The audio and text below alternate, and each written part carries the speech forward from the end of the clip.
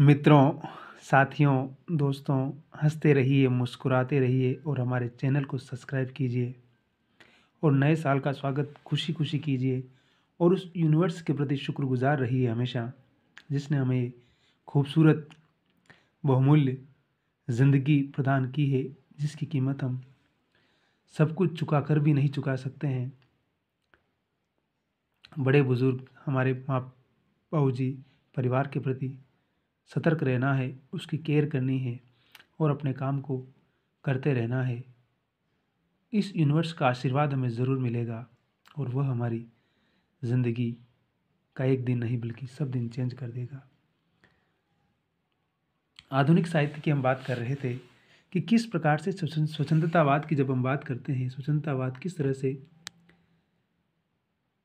कविता में आता है, समाज में आता है, जीवन में आता है और स्वतंत्र जब मनुष्य होता है तो वो कितना मुक्त सोचता है और उसकी सोच समाज में कितना सारा उलटफेर कर सकती है।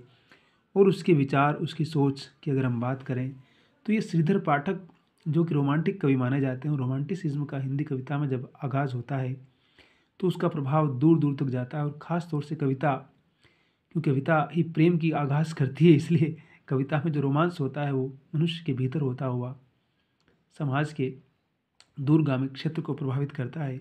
अगर हम आज शाहरुख खान की बात करें तो शाहरुख खान रोमांस के किस प्रकार से आइकन बन गए हैं।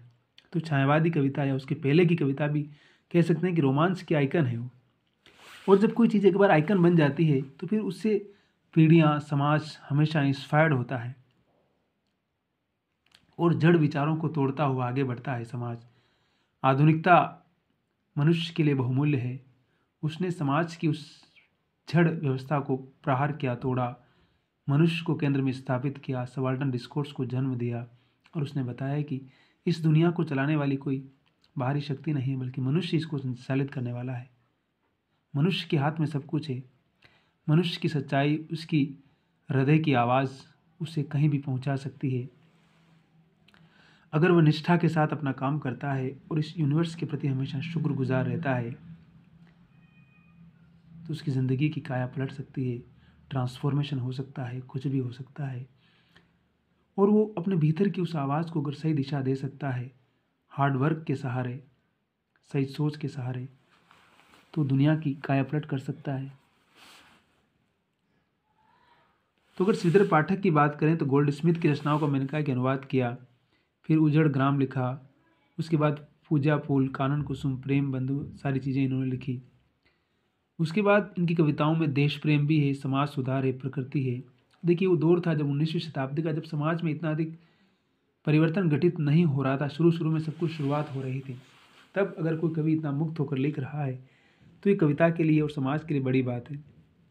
और बाकी मुकुटधर पांडे जी है, प्रगीत कुछ लिखे इन्होंने, इनका ज़्यादा इतना इफेक्ट नहीं है। जगन्नाथ दास रत्नाकर का भी उद्धव शतक लिखा है इन्होंने, कृष्ण के बारे में बहुत कुछ लिखा और श्रृंगारिक दुनिया में ज़्यादा यात्राएं करते हैं। इनकी रचनाएं यहाँ दे रखी है, आप पढ़ सकते हैं आराम से। और इनकी भाषा ब्रज भाषा है, जो कि कहा जाता है कि ब्रज भाषा का दौर जब जा रहा था उस समय लिख रहे थे, तो जाहिर सी बात है कि इनकी कविता पर ब्रज भाषा का प्रभाव था। तो ये सारी कविताएं जिस समय राष्ट्रीयता की भावना बढ़ रही थी, इतिवृत्तात्मकता, ये शब्द सुना होगा, यथा तथ्य वर्णन, यानी कि जो का तो चीज़ों को लिखना, ये छायावादी कविता में इसका बहुत ज़्यादा प्रभाव था। प्रिय प्रवास, साकेत इस युग के महाकाव्य हैं। फिर नैतिकता और आदर्शवाद, देखिए इसका भी एक बहुत ज़्यादा प्रभाव समाज में हर युग में रहा है।